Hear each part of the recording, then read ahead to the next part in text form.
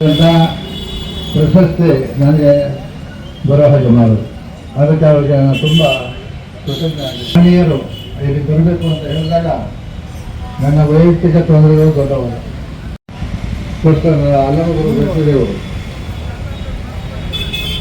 ಸುತ್ತಮುತ್ತ ಹಳ್ಳಿಗಳನ್ನೆಲ್ಲ ನೋಡ್ಕೊಂಡು ಒಂದು ನಾನು ಸುಮಾರು 10 ಗಂಟೆ ಜೋಳದ ಬೆಳೆಯ ಬೆಳೆಗಳು ಹಸಿರು ಫುಲ್ಲು ಯಾವುದ್ರಲ್ಲಿ ಎಲ್ಲ ಬೂದಿಮಯ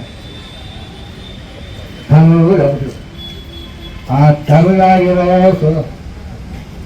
ಹುಲ್ಲನ್ನು ದನಕರುಗಳು ತಿಂದರೆ ಅವು ವಾಂತಿ ಮಾಡ್ತವೆ, ಗಂಜ ಬೈಕೋತವೆ ಅಂತೆಲ್ಲ ಅಲ್ಲಿ ಇಂಥ ಒಂದು ಪರಿಸ್ಥಿತಿ ಇಲ್ಲಿ ಉಂಟಾಗಿದ್ದು ಕಳೆದ ಸುಮಾರು 15-20 ವರ್ಷಗಳಿಂದ ಈ ಸಮಸ್ಯೆ ಬೆಳೀತಾ ಇದೆ. ಆದರೂ ಸಂಬಂಧಪಟ್ಟವರು ಈ ಕಡೆ ಗಮನ ಹರಿಸ್ತೇ ಇರೋದು ಬಹಳ ನೋವಿನ ತಂದೆ. ಸಂದರ್ಭಗಳು ಬಂದರು. ಆಮೇಲೆ ಅಂದ್ಮೇಲೆ ನಾನು ಆ ವಿಷಯದ ಮೇಲೆ ಭಾಳ ಹೋಗ್ತದೆ. ಅಲ್ಲಿ ಯಾರು ಹೋಗ್ತದೆ ಅಂತಂದರೆ ಭಾರಿ ಮಳೆ ಬಿದ್ದು ಮಳೆ ತುಮಕು ಹರಿಯುವಾಗ ಹಂಗೆ ಒಂದು ಹೊಡ್ತದೋ ಹಂಗೆ ಹೊಗೆ ಮೋಡ ಗೊತ್ತಾಗಿದೆ ಆದರೂ ಸರಿಗಾಗಿ ಕೆಳಗಿಳಿದ್ರೆ ಎಲ್ಲ ಮೇಲೆ ಗಿಡ ಮೇಲೆ ಬಸೆಗಳ ಮೇಲೆ ಎಲ್ಲರ ಮೇಲೆ ನೀರು ಕೂತ್ಕೊಂಡು ಕರೆಗೆ ಅಲ್ಲಿ ಹಸಿರು ಹುಲ್ಲು ಬಂದರೆ ಕಾಲಿಗೆ ಎಲ್ಲ ಕಾಲಿದೆ. ಅಂಥ ಪರಿಸ್ಥಿತಿಯಲ್ಲಿ ನಮ್ಮ ರೈತರು ಎಲ್ಲ ಜನಾಂಗದವರು ಸುಮಾರು 5 ವರ್ಷಗಳಿಂದ ಕಷ್ಟಪಟ್ಟ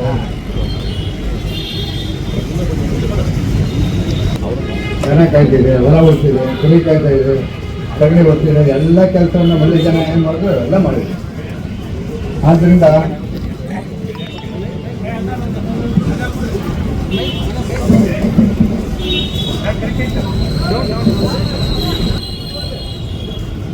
ಇಲ್ಲಿ ನಡೆದಿರ್ತಕ್ಕಂಥ ಜನರನ್ನ ಅವರ ಕಷ್ಟಗಳನ್ನ ಪರಿಹರಿಸಕ್ಕೆ ರಾಜ್ಯದ ಎಲ್ಲ ಜಿಲ್ಲೆಗಳ ಜನರು ಒಂದುಗೂಡಬೇಕು. ಈ ಸಂದರ್ಭದಲ್ಲಿ ನಾನು ಬಸವಣ್ಣವರ ಮಹಾತತ್ವವನ್ನು ಹೇಳಲಿಕ್ಕೆ ಇಷ್ಟಪಡ್ತೇನೆ. ಇವನಾರವ ಎಂದು ಎನಿಸಿದಿರಲ್ಲ, ಇವನಮ್ಮವ ಎಂದು ಕೂಡಲ ಸಂಗನ ಮನೆಯ ಮಗಳೆಂದು ಎನಿಸಯ್ಯ ಅಂತ ಬಸವಣ್ಣವರು ಹೇಳಿ 100 ವರ್ಷ ಆ ತತ್ವವನ್ನು ನಾವು ಅನುಸರಿಸಬೇಕು. ನಮ್ಮ ಮಾನ್ಯ ಮುಖ್ಯಮಂತ್ರಿಗಳು, ನಮ್ಮ ಸಂಸ್ಕೃತಿಯ ನಾಯಕ ಬಸವಣ್ಣವರು ಅಂತ ಒಪ್ಪಿಕೊಂಡಿದ್ದಾರೆ. ಅದನ್ನು ನಾವೆಲ್ಲ ಸ್ವೀಕರಿಸಿದ್ದೀವಿ.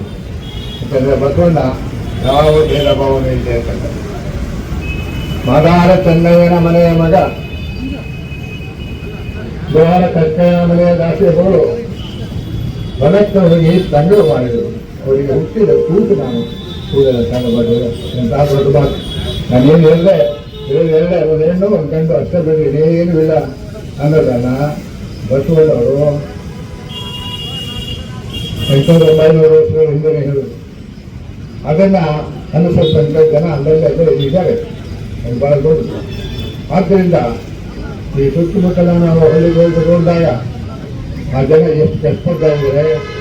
ಅಲ್ಲಿ ತಾಯಂದಿರು 60 ವರ್ಷ 70 ವರ್ಷ ವಯಸ್ಸಾಗಿರ್ತಕ್ಕಂಥ ತಾಯಂದಿರು ಅವ್ರ ಕಷ್ಟಗಳನ್ನು ಹೇಳ್ಕೊಂಡು ಮಕ್ಕಳು ಅಲ್ಲಿ ಕೆಲಸ ಮಾಡ್ತಾ ಇದ್ದಾರೆ. ಮೈಯೆಲ್ಲ ಪೂಜೆಯಾಗಿದೆ, ಧೂಳಾಗಿದೆ, ನೋಡೋಕ್ಕಾಗೋದಿಲ್ಲ. ಮನೆಯಲ್ಲಿ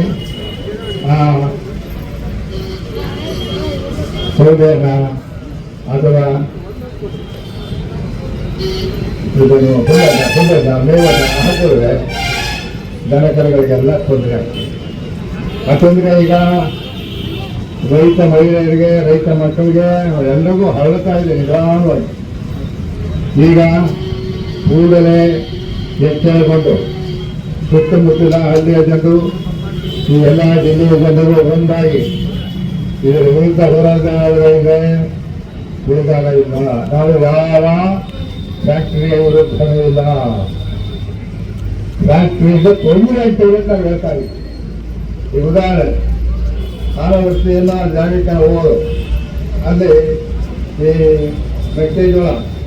ಮೆಕ್ಕೆಜೋಳದ ಒಂದು ಕೊಟ್ಟು ನೋಡಿ, ಇದು ಬಿದ್ದು ಹೊಗೆ ಎಲ್ಲ ಬಿದ್ದು ಎಲ್ಲ ಒಣಗೋಗಿದೆ,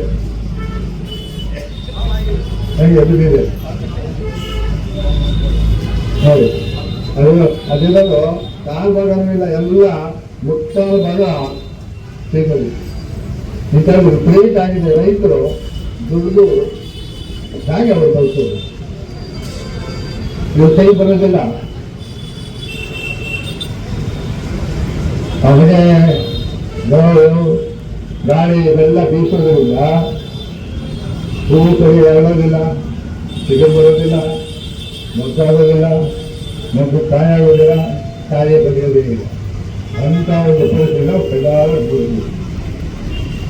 ಈ ಸಂದರ್ಭದಲ್ಲಿ ನಾನು ನಮ್ಮ ಎಲ್ಲ ಪತ್ರಕರ್ತರಿಗೆ, ದೂರದರ್ಶನದವ್ರಿಗೆ ಎಲ್ಲರೂ ಕೈ ಹಿಡಿದು ಅವ್ರಿಗೆ ಮನವಿ ಮಾಡ್ತಾ ಇದ್ದೇನೆ.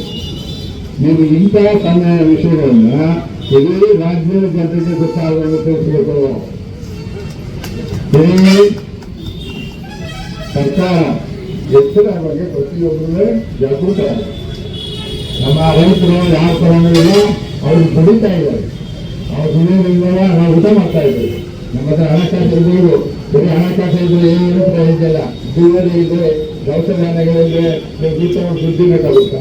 ಆದ್ದರಿಂದ ರೈತರು ಮಾಡೋದು ಬಹಳ ಹೆಸರಿಸಿದ ಕೆಲಸ, ಮಹತ್ವದ ಕೆಲಸ, ಅನ್ನ ನೀಡುವ ಕೆಲಸ, ಜೀವ ಸಾಕುವ ಕೆಲಸ. ಆದ್ದರಿಂದ ಅವರಿಗೆ ನಾವು ಬೆಂಬಲ ಕೊಡಬೇಕು.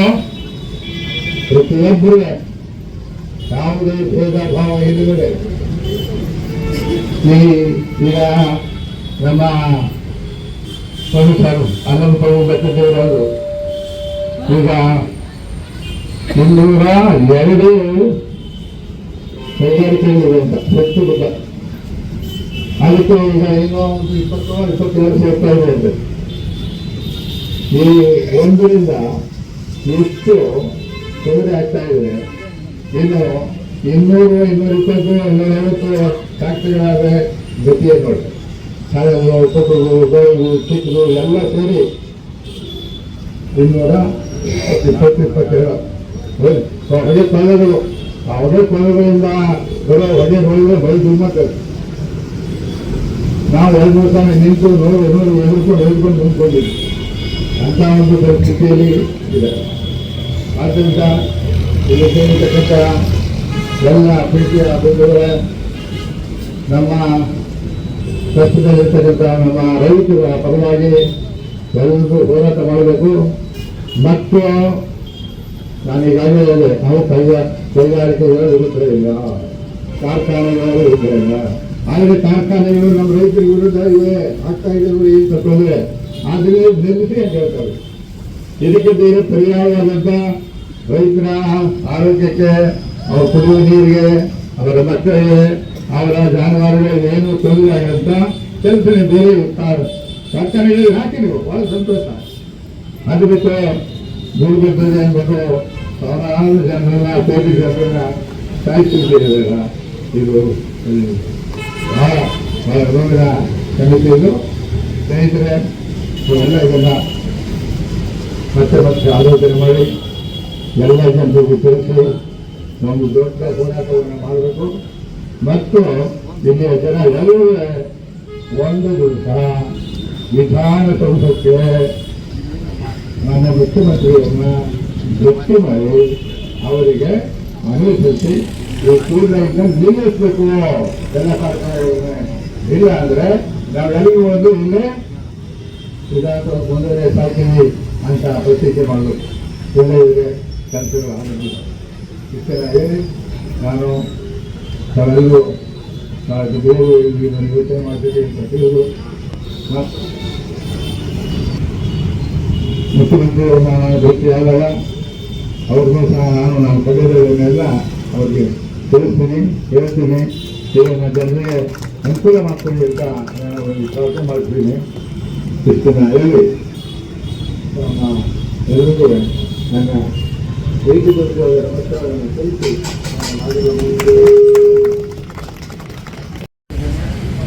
ಕೊಪ್ಪಳದ ಸುತ್ತಮುತ್ತಲ ಸುಮಾರು 7-8 ಹಳ್ಳಿಗಳ ಸ್ವಲ್ಪ ಕುಡಿದು ಗೊತ್ತು ಕಲುಷವಾಗಿರ್ತಕ್ಕ ವಿಷಪೂರಿತವಾಗಿರ್ತಕ್ಕಂಥದ್ದು ಆ ಸಮುದ್ರದಲ್ಲಿ ಹೆಂಗೆ ಪ್ರಾಣಿಗಳು ವಾಸ ಮಾಡ್ತಾವೋ ಹಂಗೆ ಆ ಡ್ಯಾಮ್ಗಳು ಬರ್ತಕ್ಕಂಥ ನೀರು ಸ್ವಲ್ಪ ನೀವು ನೋಡಿದ್ರೆ ನಮ್ಮ ಗಟಾರದಿಂದ ಹೋಗ್ತಕ್ಕಂಥ ನೀರು, ಆ ಕೆರೆಗಳಿಂದ ಹೋಗ್ತಕ್ಕಂಥ ನೀರು, ಹಳ್ಳದಿಂದ ಹೋಗ್ತಕ್ಕಂಥ ನೀರು ಏನಾಗಿದೆ ಅಂದ್ರೆ ಎಲ್ಲವೂ ಕಲುಷಿತ. ಅದು ಪ್ರಾಣಿ ಕುಡಿದ್ರೆ ಪ್ರಾಣಿಗೆ ಏನಾಗ್ತದೆ, ನಮಗೂ ದಾಹ ಆಗತ್ತೆ ಅಂತ ಕುಡಿದ್ರೆ ನಮ್ಮ ಪರಿಸ್ಥಿತಿ ಏನಾಗ್ತದೆ ನಾವೇ ವಿಚಾರ ಮಾಡ್ಬೇಕಾಗ್ತದೆ. ಎಲ್ಲ ಫ್ಯಾಕ್ಟ್ರಿಗಳು ಏನು ಹೊತ್ತು ಅಲ್ಲಿ ಮಾಡಿರ್ತಕ್ಕಂಥ ಏನು ಕೆಮಿಕಲ್ಸ್ ಏನಿದೆಯಲ್ಲ ಅವನ್ನೆಲ್ಲವನ್ನ ನದಿಗೆ ಬಿಡ್ತಾರೆ. ಆ ನದಿ ನೀರು ನಾವು ಪರಿಶುದ್ಧ ಆಗಿದೆ ನಾವು ಕುಡಿತೀವಿ. ನಾವು ಕುಡಿದು ಎಲ್ಲಿ ಹೋದ್ರೆ ಆಸ್ಪತ್ರೆಗೆ ಹೋಗ್ತೀವಿ. ನೋಡ್ರಿ, ಇವತ್ತು ಆಸ್ಪತ್ರೆ ಯಾಕೆ ಜಾಸ್ತಿ ಆಗ್ಯಾವ ಅಂತಂದ್ರೆ ಇದೆಲ್ಲ ಕಲ್ಮಶದಿಂದ ಆಗೈತೆ ಹೊರತು ನಾವು ವಿಚಾರ ಮಾಡಬೇಕಾಗದ. ದನಗಳ ಆಸ್ಪತ್ರೆ ಎಷ್ಟು ಅದಾರೆ ನಮ್ಮ ಕೊಪ್ಪಳದೊಳಗೆ, ದನದ ಆಸ್ಪತ್ರೆ ಎಷ್ಟು ಅದಾವ ಅಂತಂದ್ರೆ ಎಲ್ಲೋ ಒಂದ ಇರೋದು. ದನಗಳ ಆಸ್ಪತ್ರೆ ಒಂದದ, ಆದ್ರೆ ಮನುಷ್ಯನ ಆಸ್ಪತ್ರೆ ಎಷ್ಟು ಅಂತ ನಾವೇ ವಿಚಾರ ಮಾಡ್ರಿ. ಯಾಕೆ ನಾವು ಇವತ್ತು ಅಷ್ಟೆಲ್ಲ ಆಸ್ಪತ್ರೆಗಳು ಆಗದಂತಂದ್ರೆ ನಾವು ವಿಚಾರ ಮಾಡ್ತಾ ಇಲ್ಲ. ಆ ರೋಗ ರುಜಿನಗಳಿಂದ ಅದನ್ನು ತಾಳ್ಕೊಳ್ಳೋದ ಆಸ್ಪತ್ರೆಗೆ ಹೋಗ್ತೀವಿ, ಅಲ್ಲಿ ಔಷಧ ತಗೊಂತೀವಿ, ಮತ್ತಿಷ್ಟು ಗುಣಮಟ್ಟ ಆದಂತಾದ್ಮೇಲೆ ಮತ್ತೆ ಆ ರೋಗ ಉಲ್ಬಣ ಆಗ್ತಾ ಇದೆ. ಅದಕ್ಕೋಸ್ಕರವಾಗಿ ಇವತ್ತು ಈ ಕಾರ್ಖಾನೆಗಳಿಂದಾಗಲಿ ವಾಹನಗಳಿಂದಾಗಲಿ ಆಗ್ತಕ್ಕಂಥ ಈ ಕಲ್ಮಶ ಏನಿದೆಯಲ್ಲ ನಾವೆಲ್ಲ ತಡೆಗಟ್ಟಬೇಕಾಗಿದೆ, ಅದನ್ನ ನಿಲ್ಲಿಸಬೇಕಾಗಿದೆ. ಅದಕ್ಕೋಸ್ಕರ ಇಷ್ಟೆಲ್ಲ ನಾವು ಹೋರಾಟ ಮಾಡ್ತಾ ಇದ್ದೀವಿ. ಈ ಹೋರಾಟ ಯಶಸ್ವಿ ಆಗ್ಬೇಕಾಗಿದ್ರೆ ನಾವೆಲ್ಲರೂ ಕಂಕಣ ಬದ್ಧರಾಗಿ ನಿಲ್ಬೇಕಾಗತ್ತೆ. ನಾವೆಲ್ಲರೂ ಒಗ್ಗಟ್ಟಾಗಿ ನಿಲ್ಲೋದಕ್ಕೆ ವಿವೇಕಾನಂದ ಹೇಳಿದ್ರು, ಹೇಳ್ರಿ ಎಚ್ಚರಾಗ್ರಿ, ಜಾಗೃತರಾಗ್ರಿ ಅಂತ ಹೇಳಿದ್ರು ಅವರು. ನಾವಿನ್ನೂ ಮಲ್ಕೊಂಡಿವಿ ಆಶೆಗಾರ, ಸುಮ್ಮನೆ ಹೇಳ್ತೀವಿ ನಮ್ಮ ಮನೆ ನಾವು ಹೋಗ್ತೀವಿ, ಆದ್ರೆ ಇಲ್ಲ ಆಗೋದಿಲ್ಲ. ಎಲ್ಲರ ಬಾಯೊಳಗೆ ಬರಬೇಕು, ಪರಿಸರ ಉಳಿಸ್ಬೇಕು, ಪರಿಸರನ್ನ ಎಲ್ಲರಿಗೆ ಕಾಪಾಡೋದಿಲ್ಲ, ಅಲ್ಲರಿಗೆ ನಮ್ಮ ಜೀವನ ಅದು ಏನಾಗ್ತದೆ ದುಃಖಮಯವಾಗ್ತಕ್ಕಂಥದ್ದಾಗಿದೆ. ಅದಕ್ಕೋಸ್ಕರವಾಗಿ ನಾವು ಏನನ್ನು ನಡ್ಕೊಳ್ತೀವಿ ಅದನ್ನ ಜೀವನದಲ್ಲಿ ನಡೆಸಿ ಅದನ್ನ ಮಾಡ್ತೀವಿ ಅನ್ನುವಂತ ಯಾರಲ್ಲಿ ಬರ್ತದ ಅವರು ಅದನ್ನ ಪ್ರಯತ್ನವನ್ನ ಮಾಡ್ತಕ್ಕಂಥವರಾಗಿದ್ದಾರೆ. ನಾವೆಲ್ಲ ಇವತ್ತು ಗಿಡ ತಂದು ತೋರಿಸಿದ್ರು, ಇವತ್ತು ರೈತರ ಬೆಲೆ ಹಾಳಾಗ್ತದೆ ಅಂತ ನಾವೆಲ್ಲ ಕಾಣ್ತೀವಿ. ಅದರ ಬಗ್ಗೆ ಯಾರು ವಿಚಾರ ಮಾಡ್ತೀವಿ, ಓದೋ ಗಿಡ ನಮ್ಗೆ ಹಾಕ್ಬೇಕು ಅಂತೀವಿ ನಾವು. ಅಂದ್ರೆ ಒಬ್ಬ ರೈತನ ಬೆಲೆ ಹಾಳಾಗ್ತದೆ ನಾವು ಸುಮ್ಮನೆ ಇರ್ತೀವಿ ಅಂದ್ರೆ ಆ ರೈತ ಎಲ್ಲ ಎಕ್ಸ್ಪೆರಿಮೆಂಟ್ ಆಗಿ ಹಾಕಿರ್ತಕ್ಕಂಥ ಬೆಲೆ ಹಾನಿ ಎಷ್ಟಾಗಿದೆ ಅಂದ್ರೆ ಒಬ್ಬರನ್ನ ವಿಚಾರ ಮಾಡ್ಕೊಂಡ್ರೆ ಮಾಡೋದಿಲ್ಲ. ಅವನು ಎಲ್ಲಿಂದ ತಗೊಂಡು ಬರ್ತಾನೋ, ಎಲ್ಲಿಂದ ದುಡ್ಡು ಹಾಕಿ ಆ ಫಸಲನ್ನ ಬೆಳಿತಾನೋ ಗೊತ್ತಿಲ್ಲ.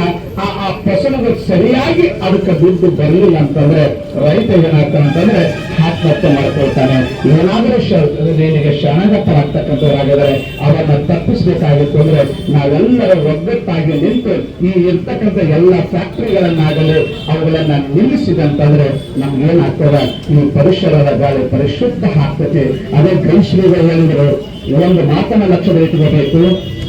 ಇವತ್ತು ನಾವು ಬದುಕ್ತೀವಿ, ಕೆಲವು ದಿವಸ ಹೋಗಿ ಬಿಡ್ತೀವಿ, ಆದ್ರೆ ಮುಂದಿನ ಬರ್ತಕ್ಕಂಥ ಮಕ್ಕಳು ಏನಿದೆಯಲ್ಲ ಇದು ಆಗಬಾರದು ಅಂತ ಆ ಮಕ್ಕಳು ಸಣ್ಣವರಿದ್ದಾಗಲೇ ತಮ್ಮ ಆಯುಷ್ಯವನ್ನ ಹಾಳು ಮಾಡ್ಕೊಳ್ತಕ್ಕಂಥವರಾಗಿದ್ದಾರೆ, ಅವರು ಕ್ಷೀಣ ಆಗ್ತಕ್ಕಂಥವರಾಗಿದ್ದಾರೆ.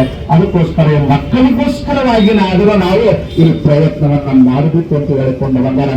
ಅದಕ್ಕೋಸ್ಕರ ನಾವೆಲ್ಲರೂ ಒಗ್ಗಟ್ಟಾಗಿ ನಿಂತು ಇದನ್ನ ಸತ್ಯಾಗ್ರಹವನ್ನು ಯಶಸ್ವಿ ಮಾಡ್ಕೊಳ್ಳೋದಕ್ಕಾಗಿ ನಮ್ಮ ಭಗವಾನ್ ಮೈಸೂರಿನಿಂದ ಅವರು ಬಂದಿದ್ದಾರೆ, ಒಳ್ಳೆ ಒಳ್ಳೆ ವಿಚಾರಗಳನ್ನು ತಿಳಿಸಿದ್ದಾರೆ. ನಾವು ಸುಮ್ಮನೆ ಕುರಿತು ಹೋಗಬಾರದು, ಅವುಗಳನ್ನು ಯಶಸ್ವಿಗೆ ಎಲ್ಲರೂ ಬೆನ್ನತ್ತವನ್ನ ಎಲ್ಲರೂ ಅದಕ್ಕೆ ನಾವು ಸತ್ಯಾಗ್ರಹವನ್ನ ಮಾಡಿ ಇಲ್ಲಿ ಬರುವಂತ ಎಲ್ಲಾ ಫ್ಯಾಕ್ಟರಿಗಳಿಗೆಲ್ಲ ನಿಲ್ಲಿಸಬೇಕಾಗ್ತದೆ. ನಮಗೆ ಪರಿಶುದ್ಧವಾದ ಗಾಳಿ ಬಂತು ಅಂದ್ರೆ, ಪರಿಸರ ಆಯ್ತು ಅಂದ್ರೆ ನಮ್ಮ ಜೀವನ ಸುಖಮಯ ಆಗ್ಬೇಕಂತ ಹೇಳಿಕೊಂಡು ಬಂದರೆ, ಅದಕ್ಕೋಸ್ಕರವಾಗಿ ಈ ಕೊಪ್ಪಳದ ಒಂದು ಪರಿಶುದ್ಧ ಆಗಬೇಕಾದ್ರೆ, ಪರಿಸರ ಶುದ್ಧ ಆಗಬೇಕಾದ್ರೆ ನಾವೆಲ್ಲ ಪ್ರಯತ್ನ ಮಾಡೋಣ ಅಂತ ಹೇಳುತ್ತಾ ನಮ್ಮಲ್ಲಿ ಕರೆಸಿ ಎರಡು ಮಾತನಾಡಲಿಕ್ಕೆ ಅನುಕೂಲ ಮಾಡಿಕೊಟ್ಟಿರ್ತಾರೆ ಎಲ್ಲರಿಗೂ ತುಂಬ ಶರಣ ಆಗ್ತಿದೆ.